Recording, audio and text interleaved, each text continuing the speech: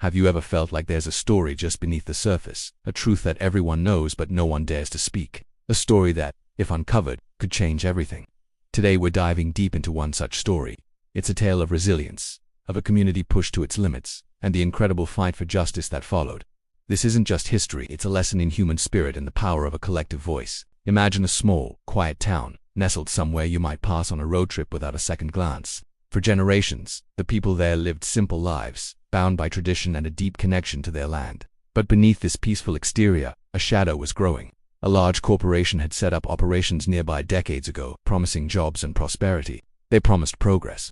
What they didn't mention was the price. For years, whispers turned into worried conversations. The water started tasting strange, the air felt heavy. People began getting sick with illnesses that doctors couldn't easily explain. A pattern emerged, too consistent to be a coincidence, yet too frightening to confront directly. The company, a pillar of the local economy, publicly denied any wrongdoing. They produced their own reports, filled with complex jargon and reassuring graphs, insisting their operations were perfectly safe. They painted the concerned residents as alarmists, as people who didn't understand science. This is where our story of survival truly begins. It starts with one person, then two, then a dozen, who refused to accept the official narrative.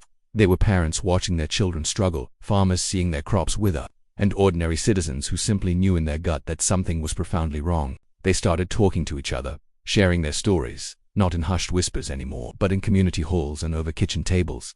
They began to connect the dots. They were up against a giant.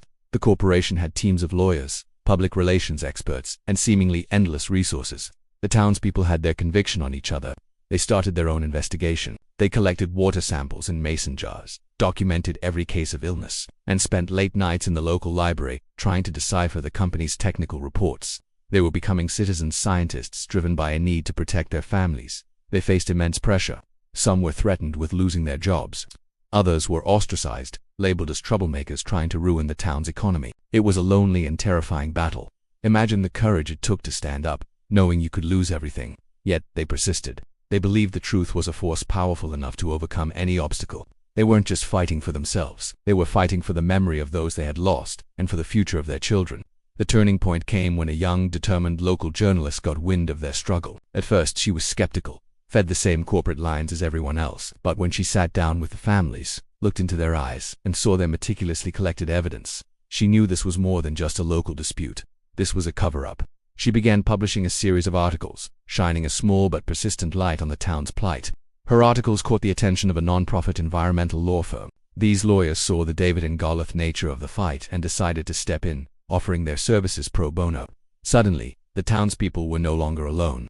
They had legal expertise and a team that knew how to navigate the labyrinthine court system. The battle shifted from the court of public opinion to a court of law. The legal discovery process was like opening a treasure chest of secrets.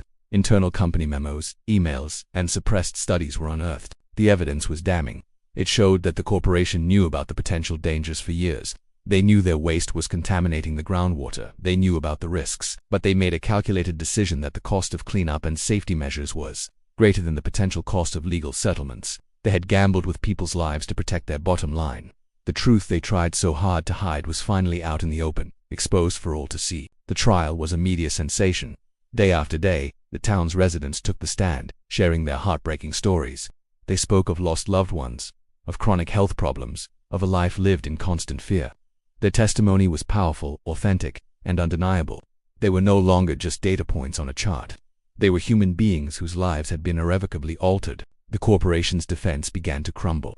Their experts were cross-examined, their reports picked apart, and their claims of safety exposed as hollow. The jury, made up of ordinary people just like the townsfolk, listened intently.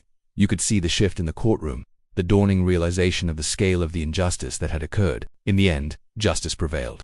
The jury delivered a landmark verdict, finding the corporation liable for the contamination and the harm it had caused.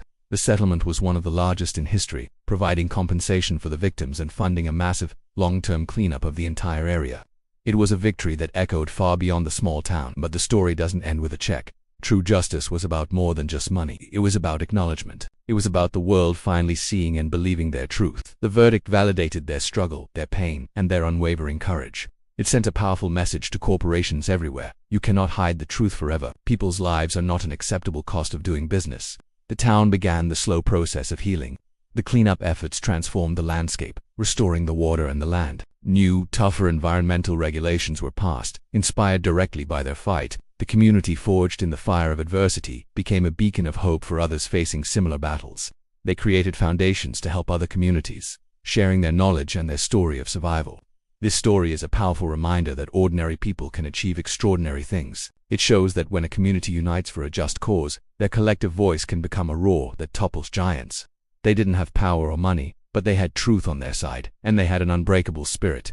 It teaches us to question the narratives we are fed, to listen to the whispers, and to have the courage to speak up when we see something wrong. It's a testament to the fact that justice isn't just something that happens in a courtroom.